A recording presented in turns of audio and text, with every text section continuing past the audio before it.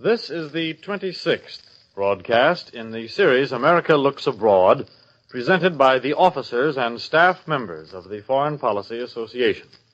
This nonpartisan organization, open to all who are interested in American foreign policy, offers accurate information on current world events. In the world of today, foreign affairs are your affairs.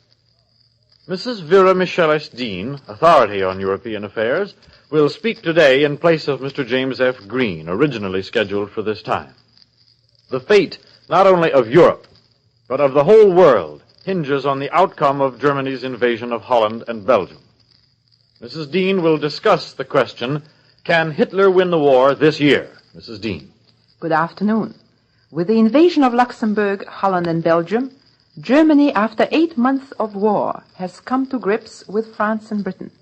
The bloody conflict, now raging on the Western Front, may not, as Hitler declared to his troops, decide the fate of Germany for the next 1,000 years, but on its outcome hangs the immediate fate, both of Europe and of the world.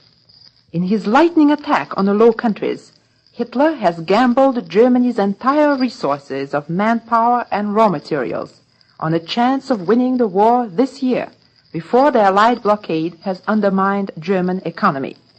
It had always been assumed by the Allies that Germany would attack Holland and Belgium only as a measure of last resort. First, because such an invasion was bound to shock public opinion in the United States. Second, because it involves large-scale expenditure of lives and essential raw materials, notably oil.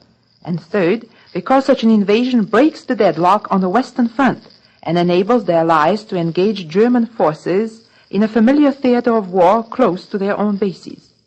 The fact that Hitler struck at the Low Countries now, without waiting to consolidate the bases he had just acquired in Norway, would indicate that he feels under economic pressure to end the war as quickly as possible, regardless of cost. Germany is seeking to accomplish two principal objectives. It wants to obtain bases close to Britain, from which it could launch air raids and landing expeditions, and it wants to turn France's Maginot Line. During the last war, Germany occupied all of Belgium and established submarine bases along the Belgian coast. Today, it hopes to establish bases not only in Belgium, but also in Holland, some of whose ports, notably Rotterdam, are less than 200 miles by air from Britain. In their surprise invasion of the Low Countries, the Germans have once more displayed striking ingenuity, excellent coordination, and amazing attention to detail. The use of unorthodox methods like the landing of parachute troops behind the enemy's lines, disguised in Dutch and Allied uniforms, attempts to utilize so-called fifth columns of German residents to guide the movements of Nazi troops, mysterious references to the use of a new weapon reported to render the occupants of fortifications entirely helpless. These and other methods are intended to disrupt the morale of the Low Countries, confuse their general staffs and populations, circumvent their defenses, and break their resistance. This invasion, unlike that of Norway, did not catch Belgium and Holland unprepared. The two Low Countries were determined to preserve their neutrality, but they had taken many precautions against the danger of a sudden German thrust. Belgium has a stronger system of fortifications than in 1914, and a well-trained army which could muster 800,000 men. Holland, which has not been invaded since 1810, has a less well-trained army of 400,000 and a complicated system of water defenses. By landing parachute troops behind the Dutch and Belgian lines, the Germans hope to avoid the necessity of having to break through the fortifications and flooded areas of the Low Countries and to outflank their allies. So far as we can determine from censored news, both Belgium and Holland succeeded in withstanding the initial shock of German invasion, although the Germans have captured important positions, notably one of the Liège forts. Their determined resistance gave France and Britain sufficient time to bring men and material into positions determined in advance by the Allied general staffs. To break the resistance of the Allies, the Nazis may have to subject their own forces to large-scale slaughter.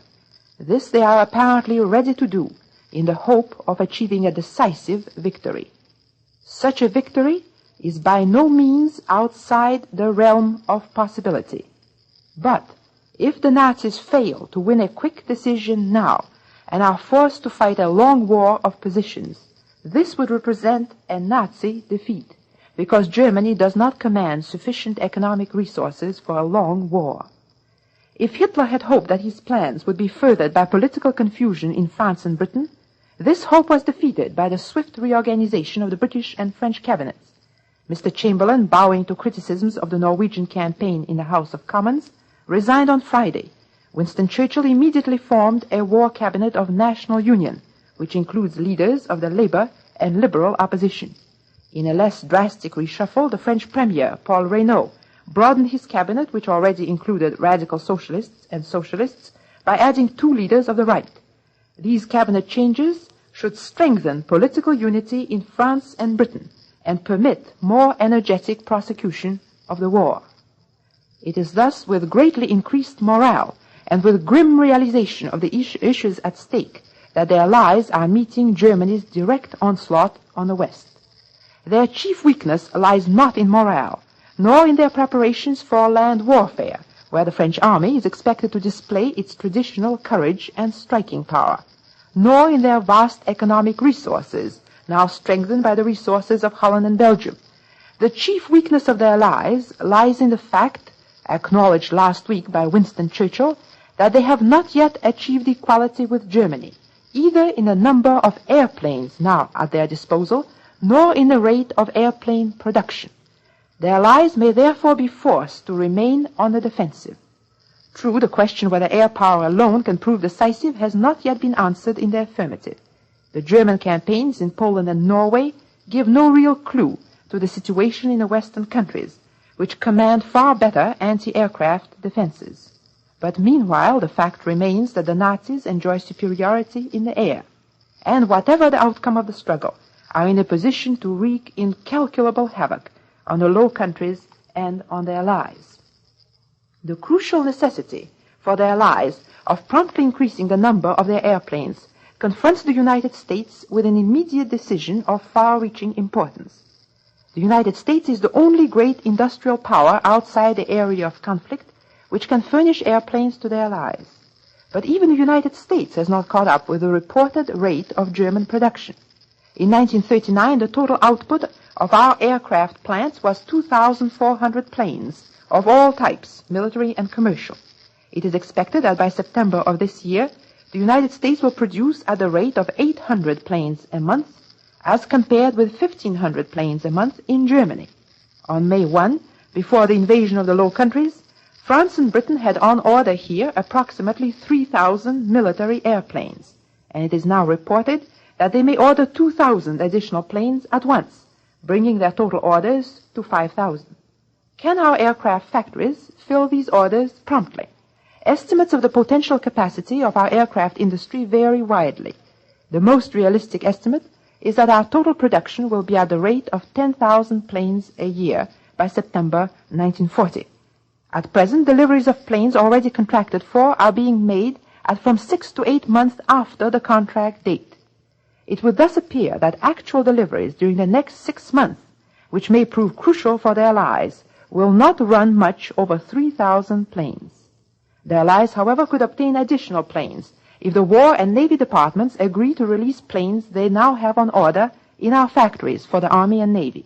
This is entirely possible under a new policy which went into effect on March 25.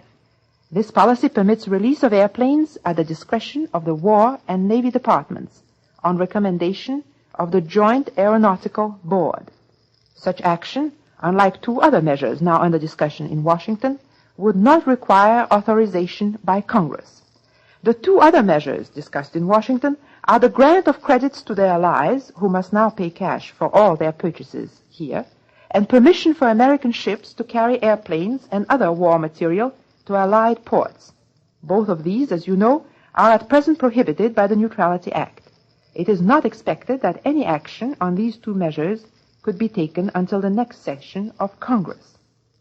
Meanwhile, the United States is confronted with grave decisions in other areas. The moment Holland was invaded, the governments of the Dutch East and West Indies declared war on Germany, interned German citizens, and seized German ships in their ports. The Dutch East Indies are strategic islands in the Far East, rich in tin and rubber, two essential war materials which the United States is now seeking to stock up. In April, in answer to a Japanese trial balloon regarding the future of these islands should Holland be invaded, Secretary Hull issued a strong warning that the United States favors maintenance of the status quo in the Dutch East Indies. Apparently, to reinforce this warning, Washington announced last week that our fleet will remain in the Pacific, probably based on Hawaii. The showdown in Europe now raises the question whether the small naval forces we maintain in the Atlantic will have to be strengthened in the near future. This would tend to reduce our strength in the Pacific and make more hazardous the use of our fleet in Far Eastern waters, should Japan choose this moment to make a thrust at the Dutch East Indies. Mr. Hull has also indicated that this country is consulting other American republics regarding possible repercussions of Holland's invasion on the status of its possessions in this hemisphere, the most important of which are Curaçao and Dutch Guiana. The issue here is that if Germany succeeds in conquering Holland, it may lay claim to Dutch possessions in this hemisphere. Allied troops have already landed in the Dutch West Indies islands of Curaçao and Aruba, which are rich in oil and lie 750 miles from the Panama Canal, and the United States has declared it does not regard this action as infringement of the Monroe Doctrine. The various problems already raised for the United States by Germany's onslaught in the West reveal the fallacy of thinking that this country, merely by proclaiming its neutrality, can insulate itself against the effects of war in Europe.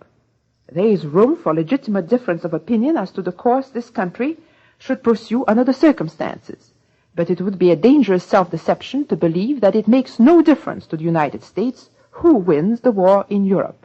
It does make a fundamental difference to us whether the Allies, whatever their past mistakes, remain in control of Europe's Atlantic seaboard, or succumb to the rule of Nazi Germany, which plans domination not only of Europe, but of the world. Here, as in all contingencies of life, there is a choice to be made, a decision to be reached, and it must be hoped that discussion of our future course will be unmarred by considerations of party politics. Our indignation against Germany's invasion of the Low Countries should not blind us to the fact that after the First World War, Germany had certain legitimate grievances, which, if satisfied before Hitler's rise to power, might not have assumed the monstrous form they are taking today. But neither should our attempt at objectivity blind us to the fact that the issues at stake in Europe concern us as much as they concerned those neutrals of yesterday, Norway, Belgium, and Holland. Their fate demonstrates that neither neutrality nor pacifism is a safeguard against the kind of ruthless war to which the Nazis, for the misfortune of both Germany and the world, have devoted the great talents of the German people. The future of Europe, and with it of the world, is so dark today that it requires the utmost fortitude, the utmost faith in a Western way of life to face the decisions which lie ahead of us. This fortitude we must summon, this faith we must maintain, if we in turn are not to be undermined from within by the kind of disintegrating defeatism which in so many European countries has proved Hitler's most effective ally. Mrs. Vera Michelis Dean, Director of the Research Department of the Foreign Policy Association, was today's speaker in the America Looks Abroad series. Mrs. Dean was the speaker today in place of Mr. James F. Green, who had originally been scheduled for this time, but who was unable to appear. If you would like a free copy of this talk, send your request to the Foreign Policy Association at number 8 West 40th Street, New York City. Number 8 West 40th Street, New York City, the Foreign Policy Association. And we invite you to tune in next Sunday to hear another speaker in the America Looks Abroad series. This is the National Broadcasting Company.